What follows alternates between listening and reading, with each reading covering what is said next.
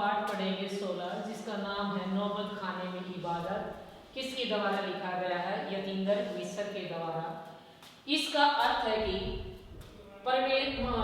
मंदिर का घर प्रवेश द्वार, जिसमें हम बैठ करके इबादत का मतलब प्रार्थना करते हैं। इस पाठ में यतींद्र मिश्र ने जो क्या है, हमारी प्रसिद्ध सेनाई वादक अमीरुद्दीन, जिसका नाम बिस्मिल्लाह खान है, उसके बारे में जो क्या अपने शब्दों के माध्यम से यानी अपनी कलम के माध्यम से उसका वर्णन किया है। लेखक कहते हैं कि जब अमीरुद्दीन यानी बिस्मिल्लाह खान 6 वर्ष के थे, तब वो अपने पैतृक गांव डुमराव को छोड़ करके काशी आ गए थे। डुमराव का संबंध शहनाई से बनता है। शहनाई के लिए क्यों प्रसिद्ध है डुमराव? क्योंकि डुमराव जो क्या है, सोन नदी के किनारे पर स्थित है, और सोन नदी के किनारे पर स्थित होने के कारण उस नदी के किनारे नरकट घास मिलती है, और नरकट घास को जो क्या है, शहनाई में प्रयोग किया जाता है, जिसके माध्यम से शहनाई बजती है। इसलिए डुमराव का संबंध भी शहनाई से है। लेकिन इसके साथ साथ लेखक बताते हैं कि जब अमीरुद्दीन 6 वर्ष के थे, तो अपने भाई शमसुद्दीन के साथ अपने नाना के घर जो क्या है, काशी आ गए थे। काशी आने के बाद उसके हृदय में जो क्या है, संगीत के प्रति रुचि हुई, और उसने शहनाई को बजाने के लिए जो क्या है, अपने जीवन में शुरू किया, यानी उसके प्रति उसने लगाव पैदा किया। उसके दोनों मामा, अमीरुद्दीन के दोनों मामा प्रसिद्ध शहनाई वादक थे, और उसके नाना भी शहनाई वादक थे, जो हमेशा बात बात पर भीम पुलासी और मुल्तानी जैसे रागों के नाम लेते थे। भीम पुलासी और मुल्तानी कौन सी चिड़िया का नाम है, अमीरुद्दीन को बिल्कुल भी यह पता नहीं था। उन्होंने जो क्या है, धीरे धीरे इनके बारे में जानना शुरू किया, और जब उसके दोनों नाना और मामा शहनाई बजा करके छोड़ जाते थे, तो छिप करके वो शहनाई को उठाते और बजाना शुरू करते। लेकिन सुंदर आवाज न निकलने के लिए, अच्छा सुर न निकलने के कारण वो गुस्सा हो जाते थे, और वो ये सोचते थे बिस्मिल्लाह खान अब अच्छे वाली शहनाई जो क्या है, नाना या मामा अपने साथ लेकर के चले जाते हैं और छुप जाते हैं। लेकिन शहनाई के प्रति उनकी रुचि बढ़ती गई, और धीरे धीरे जो क्या है, उन्होंने शहनाई को बजाना शुरू कर दिया, और संगीत के प्रति जो क्या है, उसके हृदय में रुचि पैदा होती चली गई। और अपने जीवन में 5 वक्त की नमाज अदा करते हुए वक्त केवल भगवान से, वो दिन में 5 वक्त नमाज अदा करते हैं, 5 वक्त नमाज अदा करते हैं, और 5 वक्त की नमाज अदा करते वक्त 5 वक्त नमाज अदा करते हैं। नमाज अदा करते वक्त केवल भगवान से वो केवल सच्चे सुर की प्रार्थना करते हैं कि हे भगवान मुझे सच्चा सुर दे, और भगवान ने भी उसकी प्रार्थना को ऐसे स्वीकार किया और उसको सच्चा ही सुर दिया। सच्चा सुर देने का मतलब कि उनको शहनाई वादन में इतना आगे बढ़ा दिया कि उसको जो क्या भारत रत्न जैसा सम्मान मिला, भारत रत्न जैसा सम्मान मिला, जो हमारे देश का सर्वश्रेष्ठ सम्मान होता है, भारत रत्न का सम्मान मिला। लेकिन बिस्मिल्लाह खान यानी अमीरुद्दीन ने भारत रत्न जैसा सम्मान प्राप्त करने के बाद भी अपने जीवन में कभी भी अहंकार को बढ़ावा नहीं दिया। उनका जीवन इतना सीधा और सरल था कि उसके जीवन के बारे में वर्णन करना हमारे पास शब्द नहीं है। इतना सर्वश्रेष्ठ सम्मान प्राप्त करने के बाद भी वो दूसरों के लिए एक प्रेरणा का स्रोत बनते हैं।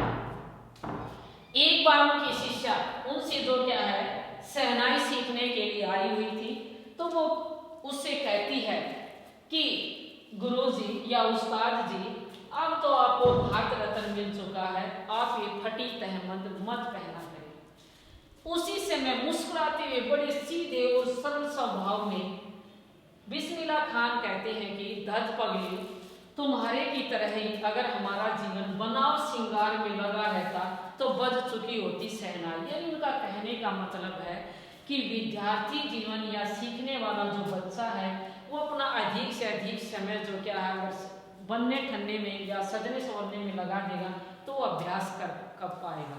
और साथ ही ये कहते हैं कि हमें जो क्या है भारत रत्न जो क्या है शहनाई पर मिला हुआ है, लुंगिया पर नहीं।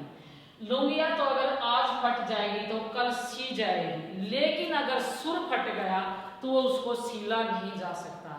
हम तो 5 वक्त ईश्वर से सिर्फ यही दुआ करते हैं कि हे भगवान मेरे सुर को बनाए रखें।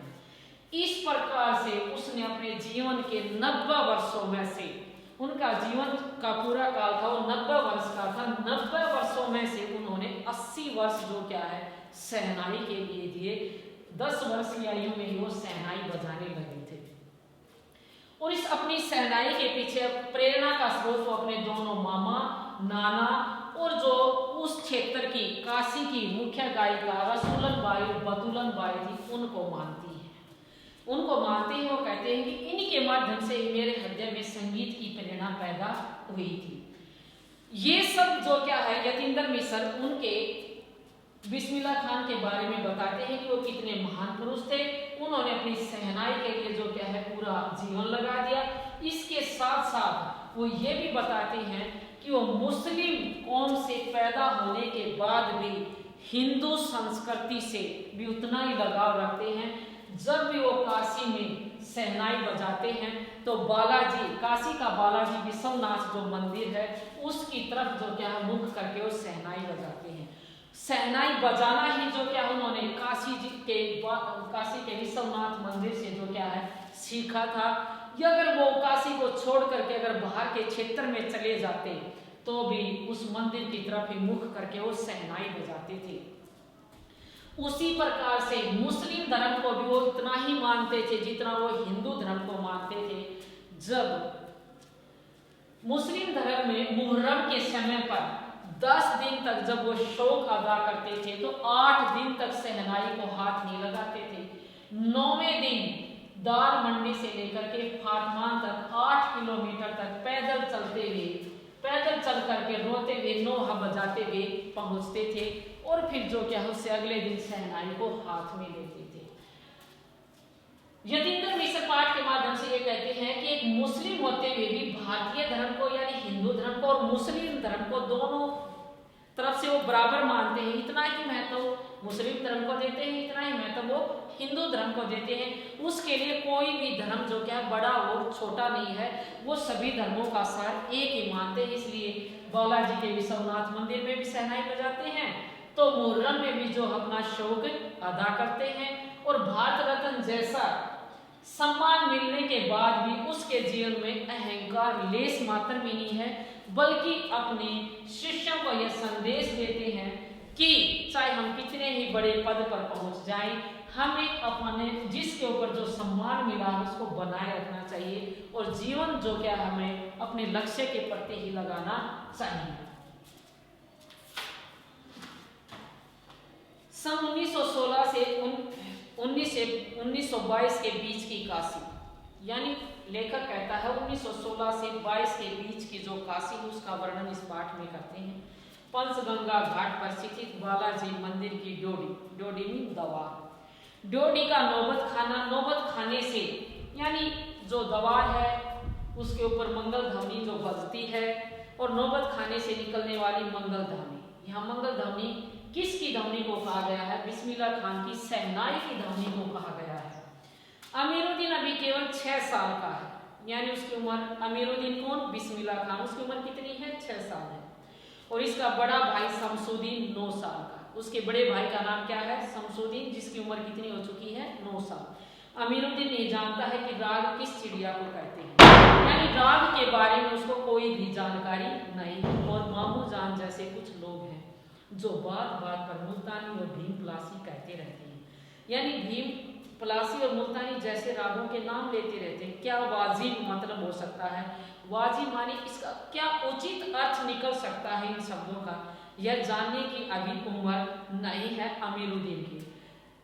अमीरुद्दीन को इनके बारे में जानने की अभी सही उम्र नहीं है उसकी, लेकिन इतना जरूर है कि शमसुद्दीन और अमीरुद्दीन के मामा दवे का मतलब दोनों मामा सादिक हुसैन तथा अली बख्श देश के जाने माने शहनाई वादक। शहनाई वादक है, यानी उस समय के प्रसिद्ध शहनाई वादक हैं, बजाने वाले हैं। विभिन्न रियासतों के दरबारों में शहनाई बजाने जाते रहते हैं। रोजान मचे में बालाजी के मंदिर का स्थान सबसे ऊपर है। लगभग हर दिन की शुरुआत वही डोडी पर करते हैं। रोजान मचे माने प्रतिदिन के होने वाले कार्य होते हैं। रियासत में राज दरबारों में शहनाई बजाने के लिए जाते हैं। रोजान मचे प्रतिदिन के कार्यों में बालाजी के मंदिर का स्थान सबसे ऊपर है। यानी प्रतिदिन के कार्यों में जब शहनाई बजाने का उसका कार्य है तो उसमें बालाजी सबसे प्रथम स्थान पर आता है। लगभग हर दिन की शुरुआत वही डोडी पर होती है, यानी इसी के प्रवेश द्वार पर होती है। मंदिर के भी लोगों को पता नहीं कितनी समझ है जो रोज रोज बदल कर, यानी मंदिर में रहने वाले व्यक्तियों को या मंदिर में जो राग गाए जाते हैं उनके बारे में वहां के व्यक्तियों को पता नहीं समझ है या नहीं है, लेकिन रोज में हर दिन बदल बदल कर कभी ललित, कभी कल्याण, मुल्तानी और कभी भैरव रागों को सुनते रहते हैं। यानी इस प्रकार के राग जो हम वहां पर रोज गाए जाते हैं, यही खानदानी पेशा है अली बख्श के घर का, यानी उनके घर का खानदानी पेशा है, व्यवसाय है कि 2 पीढ़ी से जो क्या है वो इसी कार्य में लगे हुए हैं। उनके अब्बाजान भी यही इसी मंदिर के डोडी पर शहनाई बजाते थे।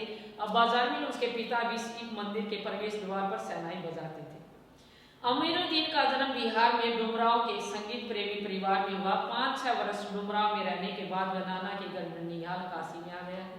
डुमराव का इतिहास में कोई स्थान बनता हो ऐसा नहीं लगा कभी भी, पर यह जरूर लगता कि शहनाई और डुमराव एक दूसरे के बहुत उपयोगी हैं। लेखक का कहने का मतलब है कि इतिहास में डुमराव को कोई विशेष प्रसिद्धि प्राप्त नहीं हुई कि डुमराव में कोई आंदोलन हुआ हो या कोई यहाँ पर प्रसिद्ध इमारत हो जिसके बारे में इतिहास में पढ़ करके उसके बारे में जानकारी मिले। लेकिन शहनाई में जो रीड डाली जाती है वो रीड जो क्या है डुमराव में मिलती है। डुमराव सोन नदी के किनारे पर स्थित है और उस नदी पर जो क्या है नरकट नामक घास पाई जाती है। उस नरकट घास से ही जो क्या है रीड बनाई जाती है जो शहनाई के अंदर डाली जाती है।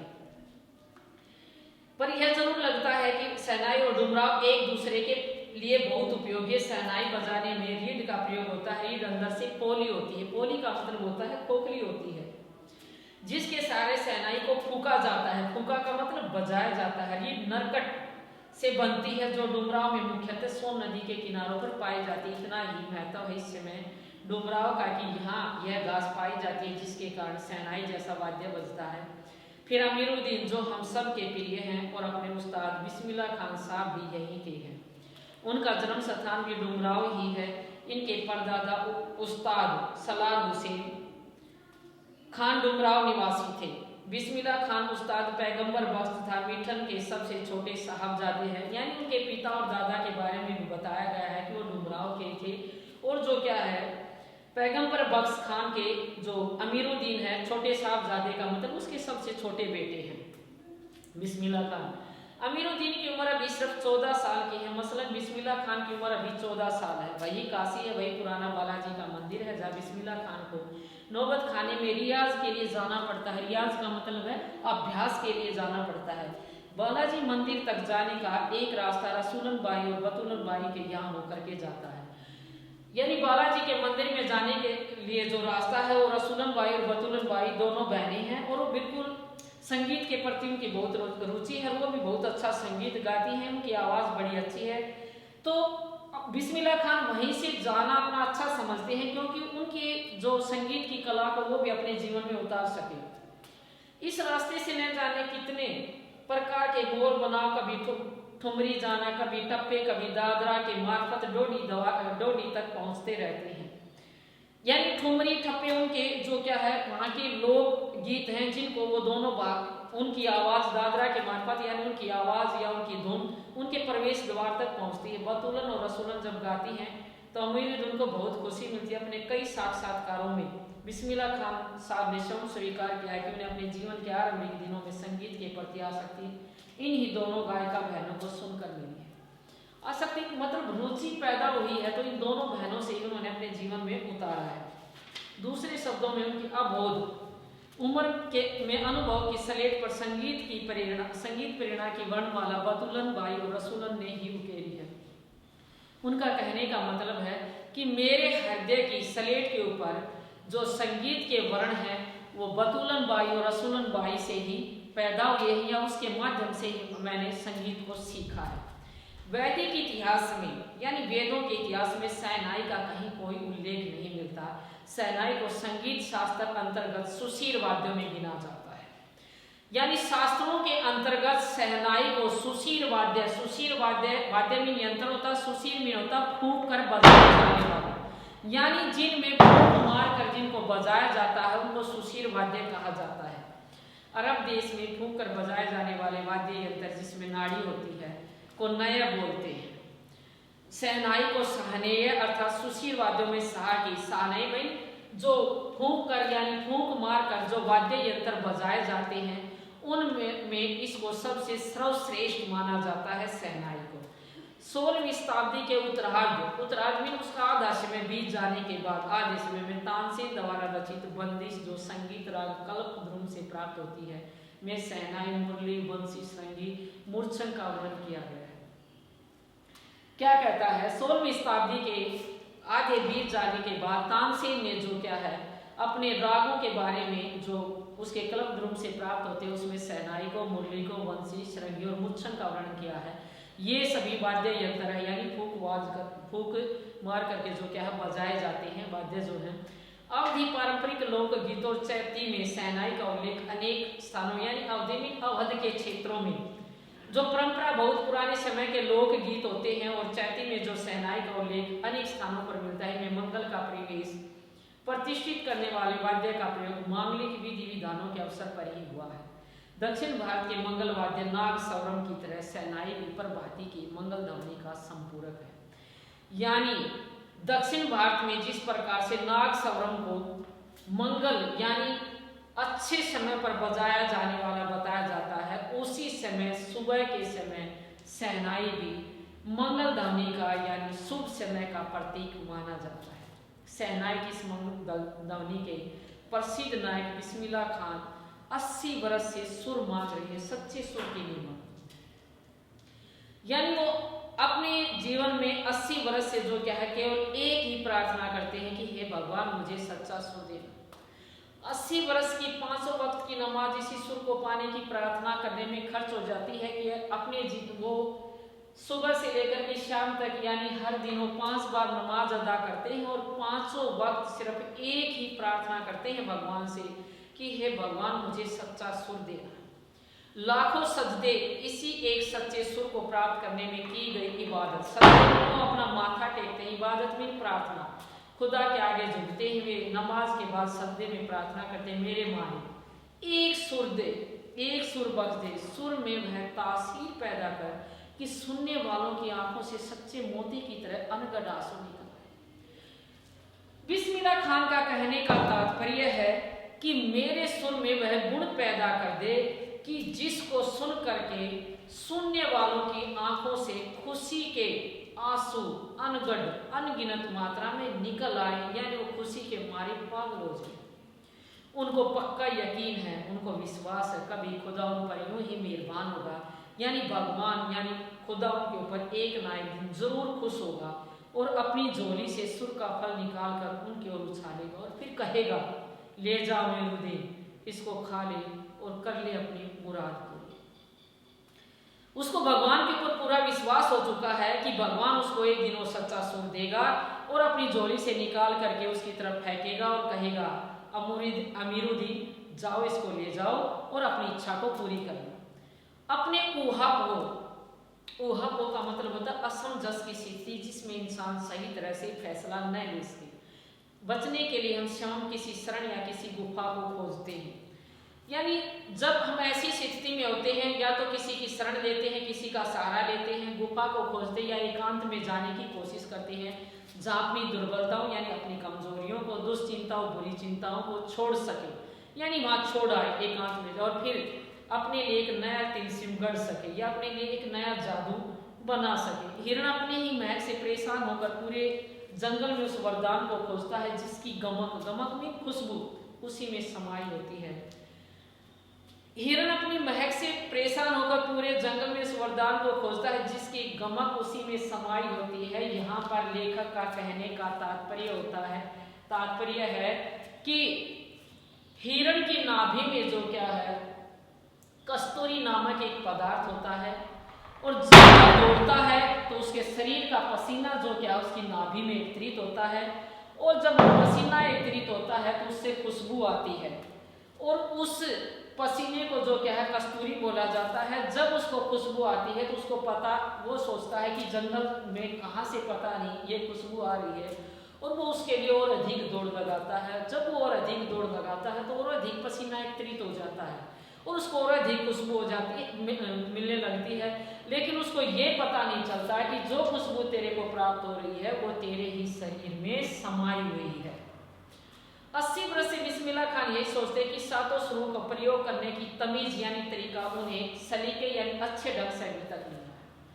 यानी 80 वर्ष से नमाज अदा वक्त करते हुए भगवान से सच्चा सुर मांगते हैं, और सच्चा सुर को सही ढंग से प्रयोग करने का तरीका उसे आ चुका है, लेकिन फिर भी वो सोचता है कि पता नहीं कहीं ना कहीं कोई कमी है।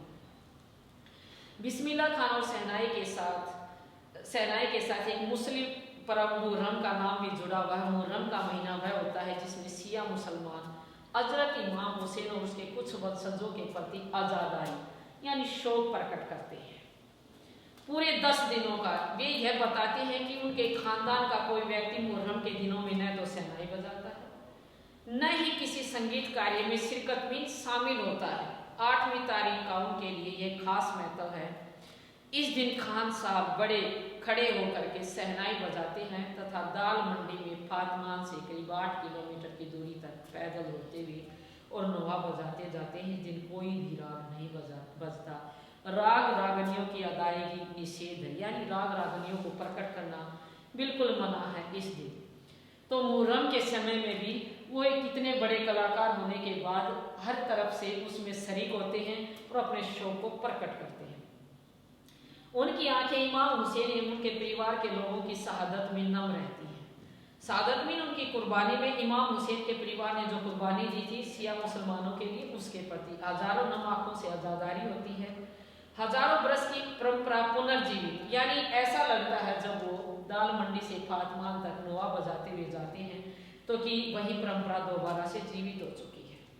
इस प्रकार मुहर्रम संपन्न होता है यानी खत्म होता है। एक बड़े कलाकार का सहज मानवीय रूप से ऐसे ही किसी अवसर पर आसानी से दिख जाता है। मुहर्रम के गमगीन माहौल से अलग कभी कभी सुकून के क्षणों में यानी अच्छे दिनों में वे अपनी जवानी के दिनों को भी याद करते हैं। वे अपने रियाज की अपेक्षा यानी अपने अभ्यास की तुलना में उन दिनों के जुनून या अपने पागलपन को अधिक याद करते हैं।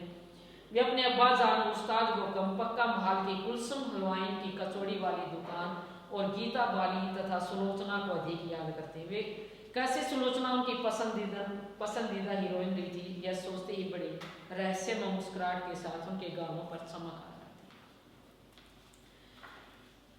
आ जाती है। खान साहब की अनुभवी आंखें तथा जल्द ही खिस यानी थोड़ी सी हंस देने की आदत इस बेकरपा से आज भी बदस्तूर कायम है, यानी वैसी ही है जैसे पहले थी। ईश्वर की कृपा से जैसे पहले हंसते थे थोड़ी सी हंसी, वैसे ही आज हंसते हैं। इसी बार सुलभ हंसी में अतीत माने बीते गए पल की कई यादें बंद है। वे जब भी उनका जिक्र करते हैं तब फिर उसकी नैसर्गिक आनंद में नैसर्गिक प्राकृतिक जो भगवान के द्वारा दिया गया है उनकी आंखें चमक उठती, यानी उनकी आंखों को देख करके ऐसा लग रहा है कि वो अपने बीते हुए पल में जाकर उसी खुशी को दोबारा से ढूंढ रही है। उस समय मेरा दिन सिर्फ 4 साल का रहा होगा जब वह छुप कर नाना को सहनाई बजाते हुए सुनता था। रियाज के बाद जब वे अपनी जगह से उठकर चले जाते थे, रियाज का मतलब अभ्यास, तब जाकर ढेरों छोटी बड़ी सहनाइयों की भीड़ से अपनी नाना वाली सहनाई ढूंढता था। एक एक सहनाई को फेंक कर खारिज करता। खारिज का मतलब उनको फेंक देता था कि ये मेरे काम की नहीं है। लगता है मीठी वाली सहनाई दादा कहीं और रखते हैं, यानी जिस सहनाई से अच्छी आवाज निकलती है वह सहनाई दादाजी छुपा कर रख देते हैं। जब मामू अली बख्श खान सहनाई बजाते हुए सम पर आते, सम का मतलब लय पर आ जाते, तब धड़ से एक पत्थर जमीन पर मारता, यानी उठा करके एक पत्थर को जमीन पर पटक देता। उसको ये पता नहीं था कि किसी की प्रशंसा करते वक्त पत्थर, वो अपनी तरफ से उसकी प्रशंसा को व्यक्त करते वक्त पत्थर को जमीन पर मार कर करता था, लेकिन उसको ये पता नहीं होता था कि पत्थर मार कर किसी की प्रशंसा नहीं की जा सकती। सम पर आने की तमीज उन्हें बचपन में ही आ गई थी, यानी लय पर आने का तरीका उसको बचपन से ही मिल गया था। मगर बच्चे को यह पता नहीं था कि दाद में प्रशंसा वहा करके या सिर ला कर दी जाती है। या तो हम ताली पीट करके करते हैं या अपना सिर ला करके करते हैं, पत्थर पटक कर नहीं। और बचपन के समय फिल्मों के बुखार के बारे में तो कहना ही क्या, यानी बचपन के समय फिल्म देखने की धुन जो उसके मन में थी उसका वर्णन हम नहीं कर सकते। उस समय 3rd क्लास में फिल्म देखने के लिए 6 पैसे का टिकट लगता था। अमीरुद्दीन 2 पैसे मामू से, 2 पैसे मौसी से और 2 पैसे नानी से लेता था और फिर घंटों लाइन में लगकर टिकट हासिल कर ही लेता था। इधर सुलोचना की नई फिल्म सिनेमा हॉल में आई नहीं कि उधर अमीरुद्दीन अपनी कमाई लेकर चले फिल्म देखने, जो बालाजी मंदिर पर रोज शहनाई बजाने के बदले उसे मिलती थी। उनको सुलोचना की फिल्में जो क्या है सबसे ज्यादा पसंद थी, इसलिए बालाजी विश्वनाथ के मंदिर में शहनाई बजाने से उसको जो पैसा मिलता था उस पैसे को लेकर के और वो जो क्या फिल्म देखने के लिए सिनेमा हॉल में चल देता था। एक अठन्नी मेहनताना यानी शहनाई बजाने का जो उसको पारिश्रमिक मिलता था वो 50 पैसे होते थे। उस पर उसका यह जबरदस्त शौक कि सुलोचना की कोई नई फिल्म और कुलसुम की देसी घी वाली दुकान न छूटे। वह संगीत, वहाँ की संगीतमय कचौड़ी इस लिहाज से क्योंकि कुलसुम जब कलकलाती का मतलब होता उबलते घी में कचौड़ी डालती थी तो उस समय छन से उठने वाली आवाज उनके सारे आरोह दिख जाते थे। आरोह का मतलब होता चढ़ाई और अवरोह का मतलब उतारने। संगीत के उतार और चढ़ाव दिख जाते थे कि कब धीमी आवाज में गाना है और कब ऊंची आवाज में। राम जाने कितने लोगों ने ऐसी कचौड़ी खाई होंगी, मगर इतना तो तय है कि अपने खान साहब स्वादी और रियाजी दोनों तरह से रहे, यानी खाने के प्रति भी उनमें बहुत ज्यादा रुचि है और अभ्यासी। और इस बात में कोई भी शक नहीं कि दादा की मीठी शहनाई भी उनके हाथ लग चुकी है। यानी लेखक का कहने का तात्पर्य है कि मीठी शहनाई वो अब उसे संगीत के सभी सुरों की पहचान हो चुकी है और उसका सुर जो क्या है श्रेष्ठ सुरों में गिना जाने लगा है। काशी में संगीत आयोजन की एक प्राचीन और अद्भुत परंपरा है। विगत कई वर्षों से आयोजन संकट मोचन मंदिर में होता है। यह मंदिर शहर के दक्षिण में स्थित और हनुमान जयंती के अवसर पर यहाँ 5 दिनों तक शास्त्रीय तथा उपदेश शास्त्रीय गाय वादन की उत्कृष्ट सभा होती है। लेखक कहता है कि दक्षिण में जो मंदिर है बालाजी का, वहां पर बालाजी जयंती पर, हनुमान जयंती पर 5 दिन तक शास्त्रीय उपशास्त्रीय गाय वादन की उत्कृष्ट सभा होती है। यानी सर्वश्रेष्ठ शास्त्रीय और उपशास्त्रीय गायक वहां पर आते हैं और अपनी कला को प्रकट करते हैं, जिसमें बिस्मिल्लाह खान अवश्य उपस्थित रहते हैं। अपने मजहब यानी अपने धर्म के प्रति पूर्णतः समर्पित उस्ताद बिस्मिल्लाह खान की काशी विश्वनाथ जी में भी अपार श्रद्धा है। यानी वो अपने धर्म को मानते हुए भी वो बालाजी के मंदिर में भी, यानी इस धर्म को भी, हिंदुओं के धर्म में भी उनकी विशेष श्रद्धा है। वे जब भी काशी से बाहर किसी आयोजन में रहते हैं तो विश्वनाथ और बालाजी मंदिर की दिशा की ओर मुंह करके बैठते हैं, थोड़ी देर के लिए ही सही, मगर उसी ओर शहनाई का प्याला घुमा दिया जाता है। कहने का मतलब वो उसी तरफ मुख करके अपनी शहनाई को वो बजाते हैं। भीतर की आस्था रीढ़ के माध्यम से बजती है और खान साहब की एक रीढ़ लगभग 20 मिनट में गीली हो जाती है, तब वे दूसरी रीढ़ का इस्तेमाल करते हैं। लेखक बताते हैं कि वो इतनी तल्लीनता के साथ गाते हैं कि शहनाई के अंदर जो रीढ़ डाली जाती है वो 20 मिनट में गीली हो जाती है और तुरंत उसके दूसरी रीढ़ का इस्तेमाल करते हैं। खान साहब अक्सर कहते हैं, क्या करेंगे यहाँ, इस काशी को छोड़कर कहाँ जाए। गंगा मैया यहाँ, बालाजी का मंदिर यहाँ, बाबा विश्वनाथ यहाँ हमारे खानदान की कई पुश्तों ने यानी कई पीढ़ियों ने शहनाई बजाई है। हमारे नाना तो वहीं बालाजी मंदिर में बड़े प्रतिष्ठित शहनाई वादक रह चुके। अब क्या कर सकते हैं, मरते दम तक न तो ये शहनाई छूटेगी न ही काशी। जिस जमीन ने हमें तालीम दी, यानी जिस जमीन से हमने शिक्षा पाई, जहाँ से अदब पाई, यानी हमें अपने जीवन जीने का तरीका ढूंढा, वो और कहाँ मिले। यानी काशी के प्रति उनकी उनकी इतनी अटूट आस्था है कि काशी को छोड़ करके उनका मन जो क्या कहीं और जाने को नहीं करता। कहता है कि हमारी 2 से 3 पीढ़ियां यहाँ पर रह चुकी हैं, अब हम जो क्या है यहाँ से नहीं जा सकते। काशी और शहनाई से बढ़कर कोई जन्नत नहीं है इस धरती पर। जन्नत मीन स्वर्ग। उनके लिए काशी और शहनाई स्वर्ग से भी बढ़कर लगती है इस पृथ्वी पर। काशी संस्कृति की पाठशाला, यानी काशी हमें संस्कार सिखाती है। यहाँ शास्त्रों में आनंद कानन के नाम से प्रतिष्ठित है। आनंद कानन होता है देवताओं का बगीचा, यानी सबसे सर्वश्रेष्ठ जगह।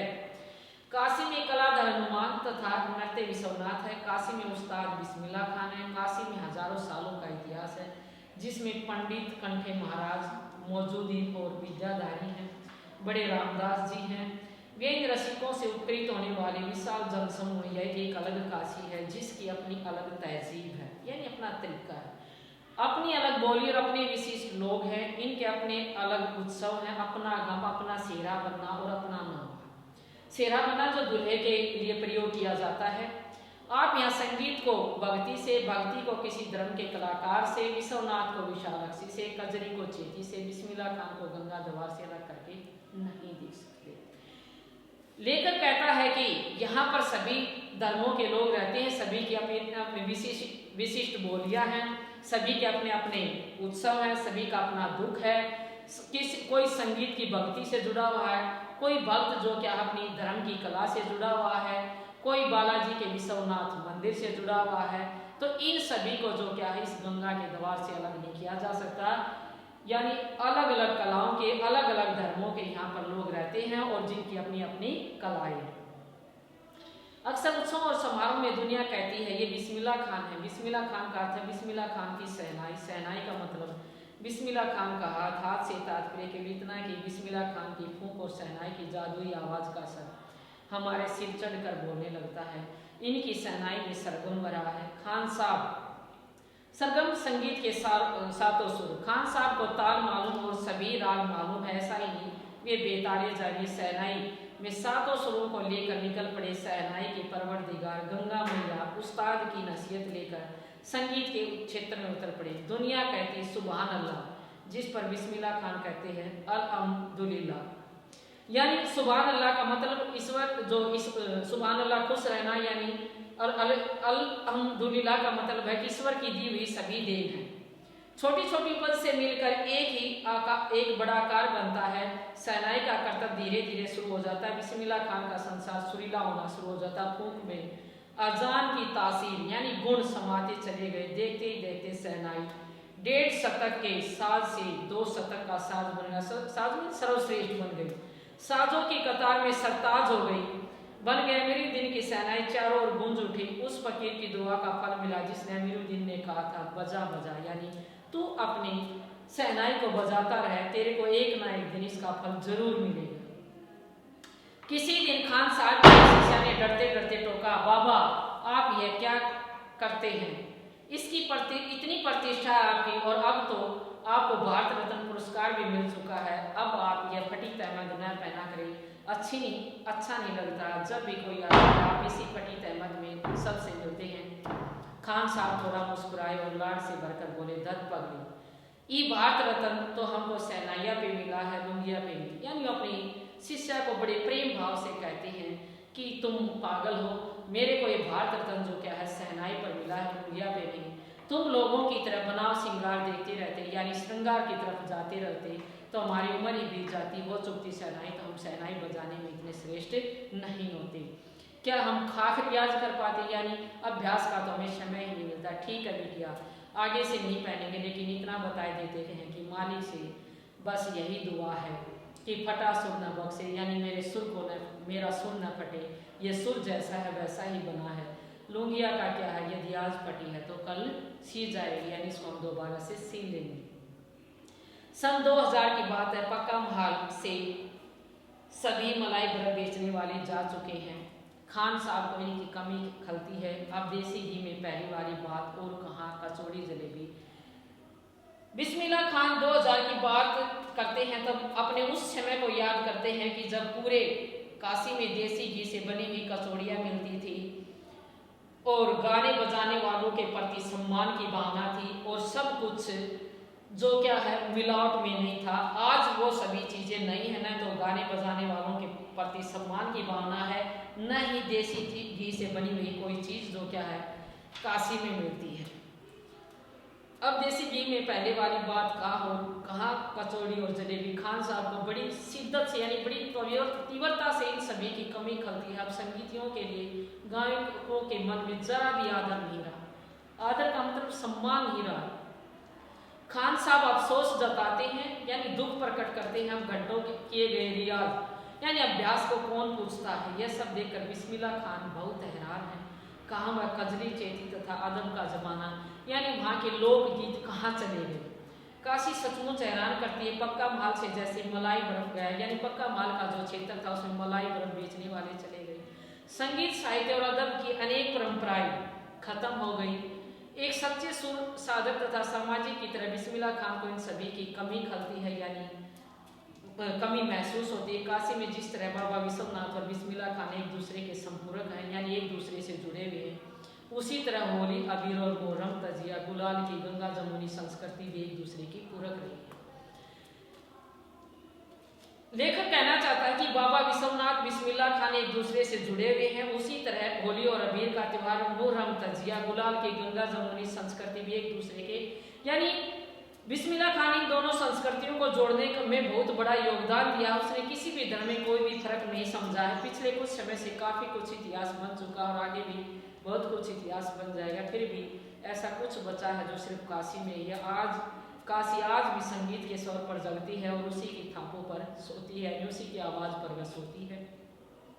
काशी में मरण मंगलदायक माना गया है। काशी आनंद कारण है या खुशी प्रदान करने वाली है। सबसे महत्वपूर्ण बात है कि काशी में उस्ताद बिस्मिल्लाह खान जैसा लय और सुर की तमीज सिखाने वाला नायब हीरा रहा है। नायब का मतलब उसके समान कोई भी दूसरा नहीं है, जो सदैव दो कौमों को एक होने व आपस में भाईचारे की भावना से साथ रहने की प्रेरणा देता रहा है। भारत रत्न सहित इस देश में ढेरों विश्वविद्यालयों के मानद उपाधियों से भी भूषित व संगीत नाटक अकादमी पुरस्कार से और पद्म विभूषण जैसे सम्मानों से नहीं बल्कि अपनी अजय संगीत यात्रा के लिए बिस्मिल्लाह खान साहब भविष्य में हमेशा संगीत के नायक बने रहेंगे। 21 अगस्त 2006 को 90 वर्ष की भरी पूरी आयु में संगीत रसिकों की हार्दिक सभा से विदा हुए खान साहब की सबसे महत्वपूर्ण देन हमें यही है कि पूरे 80 वर्ष उन्होंने संगीत को संपूर्णता और एकाधिकार से सीखने की जिजीविसा का मतलब जीने की इच्छा अंदर जिंदा रखा यानी हमेशा बनाए रखे। लेखक कहते हैं कि भारत रत्न जैसे अनेक विश्वविद्यालय से उनको अनेक उपाधियों से सम्मानित किया गया है और संगीत के प्रति जो उन्होंने हमारे अंदर भी जो रुचि पैदा की है वो ऐसा कोई भी व्यक्ति नहीं कर सकता।